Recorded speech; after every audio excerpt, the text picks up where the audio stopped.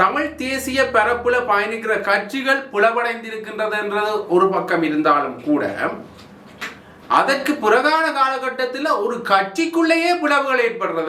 தமிழரசு கட்சி பெரிய ஆசனங்களை கைப்பற்றினாலும் கூட நாடளாவிய ரீதியில, ஆனால் இந்த தமிழ் அதாவது தேசிய மக்கள் சக்தி சங்கு சின்னத்தில் பயணித்தவர்கள், அது மட்டும் இல்லாமல் இந்த தமிழ் தேசிய கூட்டமைப்பாக இயங்குகின்ற பொழுது அதிலிருந்து பிரிந்து வந்தவர்கள், பின்னர் அதுல ஒரு சிலர் தமிழ் தேசிய பரப்புல பயணிக்கிற கட்சிகள் உள்ளூராட்சி சபைகளை கைப்பற்ற வேண்டும் என்றாலோ அல்லது உள்ளூராட்சி சபைகளை அமைக்க வேண்டும் என்ற ஒரு நிலைப்பாடு அவர்கள் பயணித்தாலோ அவர்களுக்கு இந்த பிளவடைந்த கட்சிகள் ஒன்று சேர்தல் அல்லது கூட்டணி அமைத்தல் என்கின்ற ஒரு கேள்வி ஒன்று எழுகும். வவுனியா மாநகர சபை சங்கு சின்னத்தின் கையில வரணும் என்றால் தமிழரசு கட்சி அங்க சங்கு சின்னத்துக்கு ஆதரவு தெரிவிக்கும். சபைகளை பங்கிட்டு கொடுத்திருக்கலாம் ஒவ்வொரு கட்சிகளுக்கு. ஆனால் அந்த ஒற்றுமை நிலைப்பாட்டில இருந்து இவர்கள் பின்வாங்கி பிறகு சங்கு சின்னத்தை கேட்ட எங்கெங்கு ஆட்சி அமைக்க முடியுமோ அதற்கான முயற்சிகளை மேற்கொள்வது என்றும், அதே சமயத்தில் பல்வேறுபட்ட சபைகளில் கூடுதலான ஆசனங்களை பெற்றுக்கொண்டிருக்கக்கூடிய தமிழரசு கட்சியாக இருக்கலாம், அவர்களுக்கான ஆதரவை வழங்க இருப்பதாகவும் ஏற்கனவே நாங்கள் 2 முறை தமிழரசு கட்சியினுடன் பேசியிருக்கின்றோம். அகில இலங்கை தமிழ் காங்கிரசுடனும் பேசியிருக்கின்றோம். எங்களது கருத்துக்களை நாங்கள் அவர்களுக்கு மிக தெளிவாக கூறியிருக்கின்றோம்.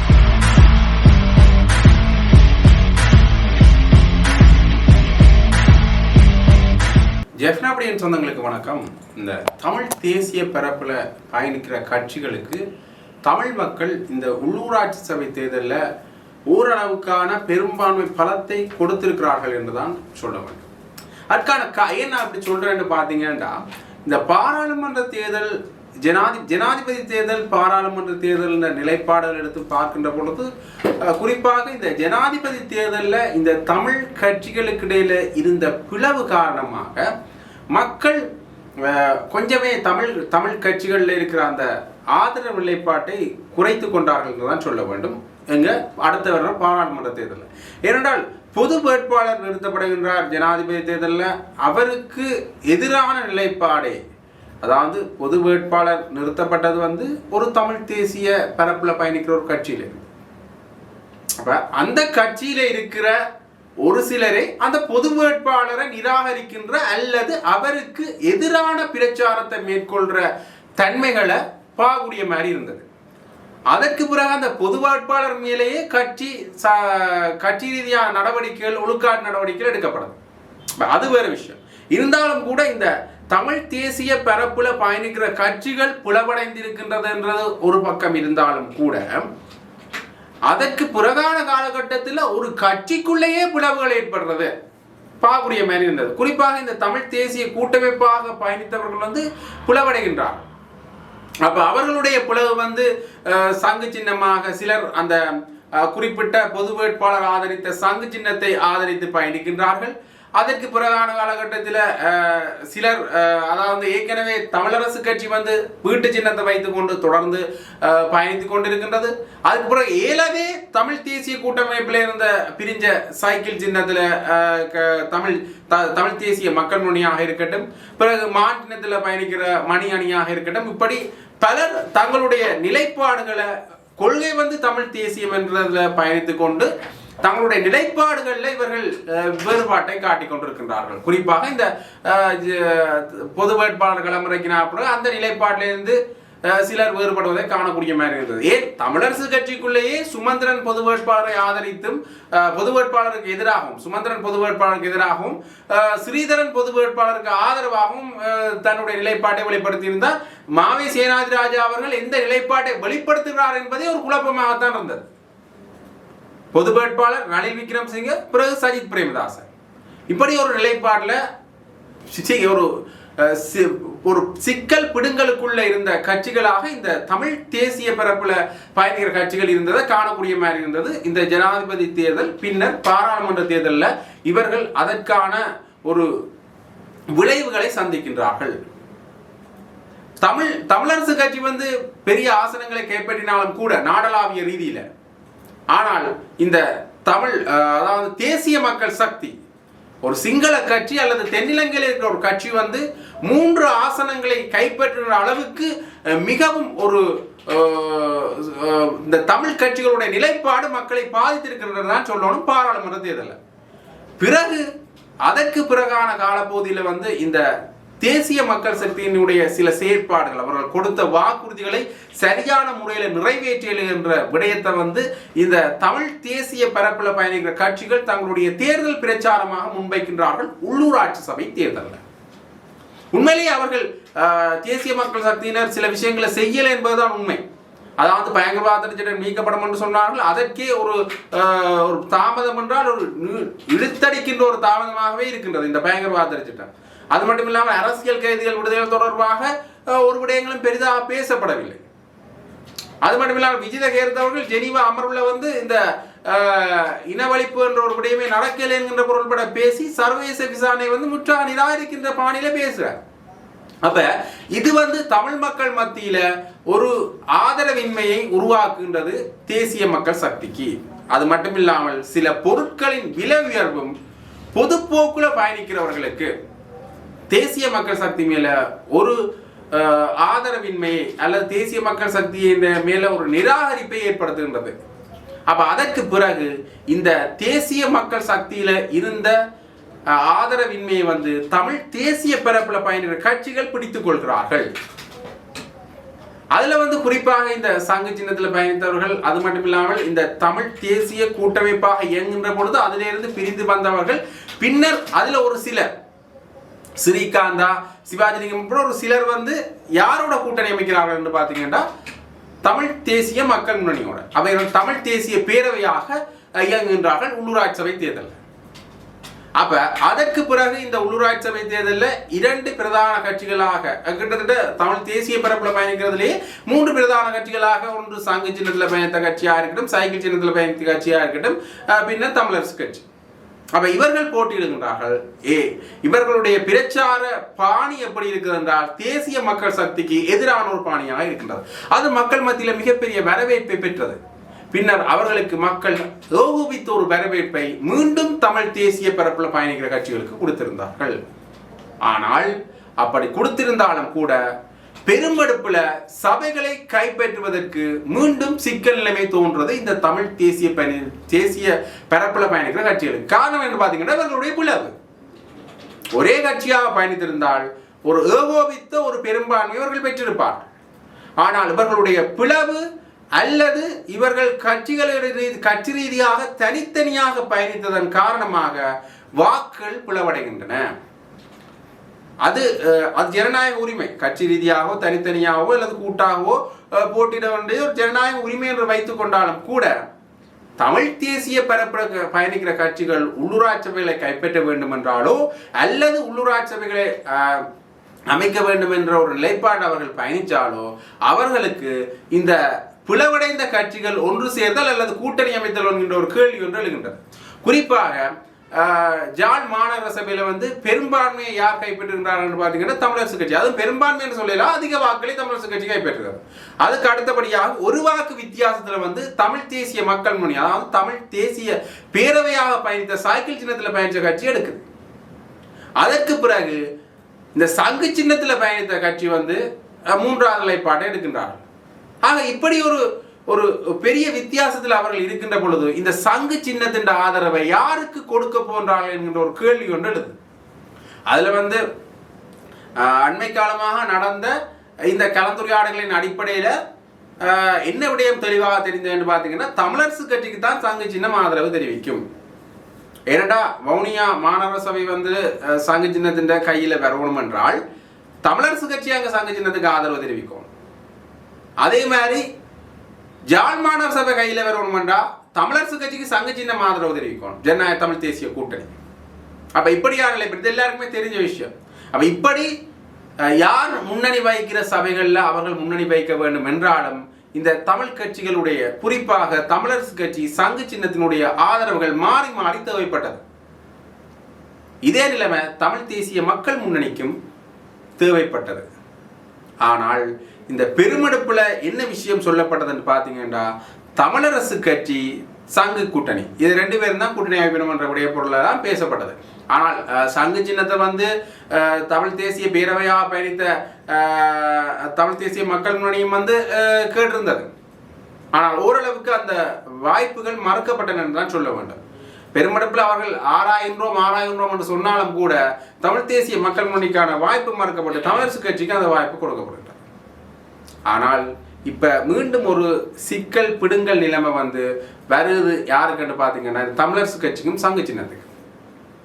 ஏற்கனவே இவர்கள் கூட்டணி அமைப்பது தொடர்பாக பேசுகின்ற பொழுது முதலாவதாகவே இவர்கள் ஒட்டுமொத்தமாக ஒன்று சேர்ந்திருந்தார்களாக இருந்தால் எந்த ஒரு சிங்கள அல்லது தென்னிலங்கை பரப்பில் இருக்கிற கட்சியையும் உள்ள விடாமல் இந்த தமிழ் தேசிய பரப்புல பயணிக்கிற கட்சிகளால் மட்டுமே ஒரு சபைகளை கைப்பற்றி இருக்க முடியும். அதற்கு என்ன செஞ்சிருக்கணும் பார்த்தீங்கன்னா சபைகளை பங்கிட்டு கொடுத்திருக்கலாம் ஒவ்வொரு கட்சிகளுக்கு.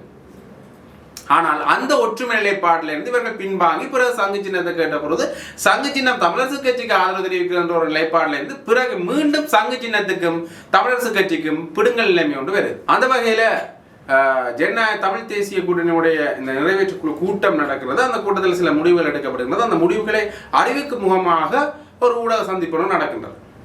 அந்த ஊடக சந்திப்பில் சுரேஷ் பிரேமச்சந்திரன் பல விடயங்களை குறிப்பிடுகின்றார். ஜனநாயக தமிழ் தேசிய கூட்டணியினுடைய நிறைவேற்றுக்குழு கூட்டம் என்று நடைபெற்றது.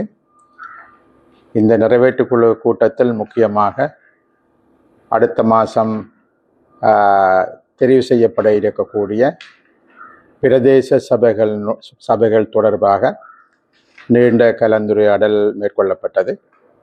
வடக்கு கிழக்கு மாகாணங்களில் தமிழ் பிரதேசங்களில் தமிழ் தேசிய பரப்பில் இருக்கக்கூடிய கட்சிகள் ஆட்சி அமைக்க வேண்டும் என்பதில் உறுதியான கருத்துக்கள் தெரிவிக்கப்பட்டது. இந்த நேரத்தில் தமிழ் தேசிய பரப்பில் இருக்கக்கூடிய 106 ஆசனங்களை பெற்ற ஜனநாயக தமிழ் தேசிய கூட்டணியானது வடக்கு கிழக்கு மாகாணங்களில் ஏனைய தமிழ் கட்சிகளின் ஆதரவுடன் எங்கெங்கு ஆட்சி அமைக்க முடியுமோ அதற்கான முயற்சிகளை மேற்கொள்வது என்றும், அதே சமயத்தில் பல்வேறுபட்ட சபைகளில் கூடுதலான ஆசனங்களை பெற்றுக்கொண்டிருக்கக்கூடிய ஏனைய தமிழ் கட்சிகள், அகில இலங்கை தமிழ் காங்கிரஸாக இருக்கலாம், தமிழரசு கட்சியாக இருக்கலாம், அவர்களுக்கான ஆதரவை வழங்க இருப்பதாகவும் நாங்கள் தீர்மானித்திருக்கின்றோம்.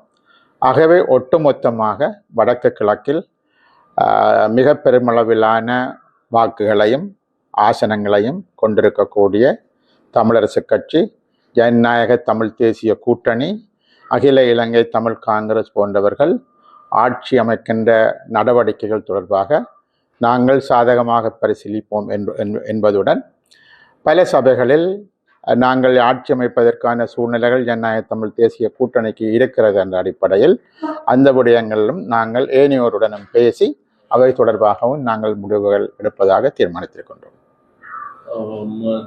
தமிழரசு கட்சியினுடைய பொதுச் செயலாளர் அவர்கள் தெரிவித்திருக்கின்றார், தங்களுக்கு ஆதரவை தர வேண்டும் என்கின்ற ஒரு தோரணையில் சொல்லியிருக்கின்றார். ஆகவே இது தொடர்பாக நீங்கள் எதுவும் கலந்துரையாடலில் ஈடுபட்டிருக்கிறீர்கள்? ஏற்கனவே நாங்கள் 2 முறை தமிழரசு கட்சியினுடன் பேசியிருக்கின்றோம், அகில இலங்கை தமிழ் காங்கிரசுடனும் பேசியிருக்கின்றோம். எங்களது கருத்துக்களை நாங்கள் அவர்களுக்கு மிக தெளிவாக கூறியிருக்கின்றோம். அந்த அடிப்படைகள் சகலவற்றையும் வைத்துக்கொண்டுதான் இன்று நாங்கள் ஜனநாயக தமிழ் தேசிய கூட்டணிக்குள் கலந்துரையாடல் நடைபெற்றது. ஆகவே அந்த வகையில் எங்கெங்கு அவர்களுக்கு நாங்கள் ஆதரவு தெரிவிக்க முடியுமோ அந்த ஆதரவினை நாங்கள் கொடுக்கறதுக்கு தயாராக இருக்கிறோம். அதே போல அகில இலங்கை தமிழ் காங்கிரசுக்கு எங்கெங்கு ஆதரவு கொடுக்க முடியுமோ அதனை செய்வதற்கு நாங்கள் தயாராக இருக்கிறோம். அதே போல ஜனநாயக தமிழ் தேசிய கூட்டணியானது எங்கெங்கு ஆட்சி அமைக்க முடியுமோ அதற்கான ஆதரவையும் ஏனையோ கொடுக்க வேண்டும் என்பதையும் நாங்கள் எதிர்பார்க்கின்றோம். அதாவது தேசிய கட்சிகள் என்று சொல்லப்படுகிற சிங்கள பெரும்பான்மையாக கொண்ட கட்சிகளுடைய ஆதரவை நீங்கள் பெறுகின்ற வாய்ப்புகள் இருக்கா? அப்படி பெறுவதாக இருந்தால் இந்த கட்சியை தவிர்த்து ஆதரவை நாங்கள் அதாவது நாங்கள் எங்களை பொறுத்தவரையில் இப்பொழுது தமிழ் தேசிய பரப்பில் இருக்கக்கூடிய கட்சிகளுடன் தான் பேசியிருக்கின்றோம், இனிமேலும் பேச இருக்கின்றோம். ஆகவே இதற்கு அப்பால் இருக்கக்கூடிய ஏனையோர் அவர்கள் யாருக்காவது ஆதரவு தெரிவிக்க விரும்பினால் அது அவர்களுடைய கட்சி எடுக்க வேண்டிய முடிவை தவிர நாங்கள் எடுக்க வேண்டிய முடிவு அல்ல. ஆகவே அந்த முடிவினை அவர்கள் எடுத்துக்கொள்வார்கள். ஆக இப்ப இங்க மறைமுகமாக ஒரு விஷயம் முன்னெடுக்கப்பட்டதான சில தகவல்கள் வெளியாக இருந்தது. என்ன தகவல் என்று பார்த்தீங்கன்னா, இந்த சுமந்திரன் அவர்கள் வெளிநாடு சென்ற பின்னர் இந்த தமிழரசு கட்சி வந்து எந்த ஒரு சபைகளையும் சங்கு சின்னத்துக்கு கொடுக்காமல் ஒரு நல்லிணக்க அடிப்படையில் சங்கு சின்னத்தின் ஆதரவை கோரியிருந்தார்கள்.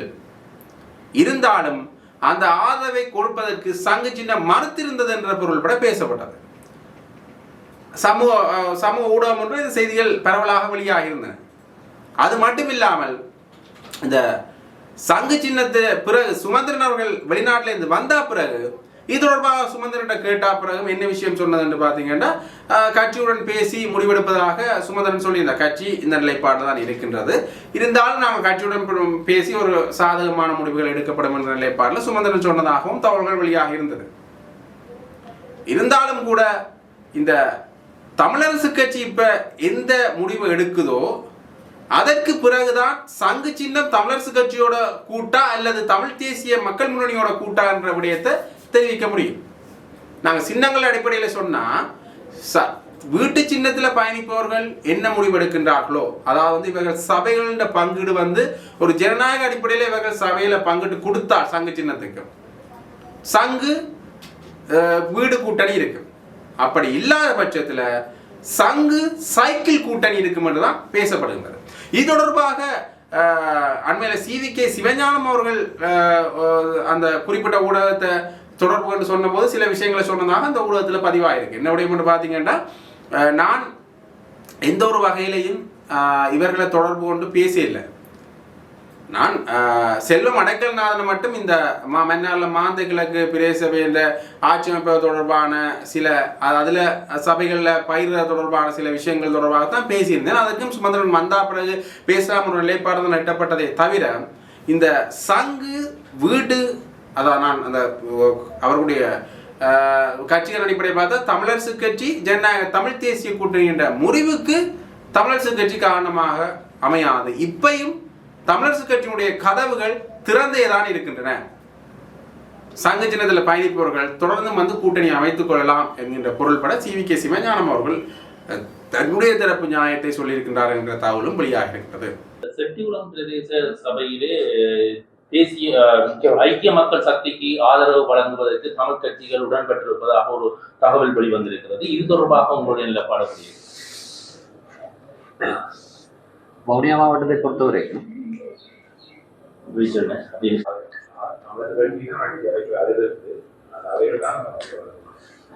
வவுனியா மாவட்டத்திலே செட்டிகுளம் பிரதேச சபையை பொறுத்த வரைக்கும் அங்கே நீங்கள் குறிப்பிட்ட மாதிரி ஐக்கிய மக்கள் சக்தி அதிக ஆசனங்களை பெற்றிருக்கின்றது. அது அங்கே ஆட்சி அமைப்பதற்காக எங்கள் ஆதரவை கோரியும் இருக்கின்றது. அந்த வகையிலே தமிழ் தேசிய கூட்டமைப்பும் அங்கே இலங்கை தமிழரசு கட்சியும் அங்கே ஆசனங்களை பெற்றிருக்கிறபடியால் செட்டிகுளம் பிரதேசத்திலே தமிழரசு கட்சி ஆட்சி அமைப்பதற்கான முழுமையான ஆதரவை DTNS சார்பாக நாங்கள் வழங்குவோம். அப்படி என்றால் வவுனியா மாநகர சபையில் ஐக்கிய மக்கள் சக்தியினுடைய ஆதரவை நீங்கள் கோருவீர்கள்? நான் நினைக்கிறேன் வவுனியா மாநகர சபை அமைக்கப்படுகின்ற விவகாரத்திலே சுயேட்சை குழுக்கள் வெற்றி பெற்ற ஏனைய மாநகர சபை உறுப்பினர்களை கொண்ட கட்சிகளோடு நாங்கள் ஆலோசனையில் ஈடுபட்டு வருகிறோம். ஐக்கிய மக்கள் சக்தியினுடைய ஆதரவு உங்களுக்கு இங்கு தேவைப்படுகின்றது. ஆகவே அதை செட்டிகுளத்தில் வழங்காமல் இங்கு நீங்கள் அவர்களுடைய ஆதரவை பெறுவது சாத்தியமானது. இப்ப நாங்கள் தமிழரசு கட்சியோடு அல்லது இலங்கை தமிழரசு கட்சியோடு குறிப்பாக அகில இலங்கை தமிழ் காங்கிரஸோடு வவுனியா மாவட்டம் தொடர்பிலே மேற்கொள்ளப்பட்ட முடிவுகளின் அடிப்படையிலே இந்த 3 கட்சிகளில் அதிகளவு ஆசனங்களை பெற்ற கட்சிகள் ஆட்சி அமைக்கின்ற சபைகளிலே கூட்டிணைந்து ஆட்சி அமைப்பதாகத்தான் உடன்பாடு எட்டப்பட்டிருக்கிறது. அந்த வகையிலே செட்டிகுளம் பிரதேசத்தை பொறுத்த வரைக்கும் அகில இலங்கை தமிழரசு கட்சி அதிக ஆசனங்களை பெற்றிருப்பதால் அங்கே ஆட்சி அமைக்க இருக்கின்ற இலங்கை தமிழரசு கட்சிக்கு DTNS சார்பாக எங்கள் ஆதரவை வழங்குகிறோம்.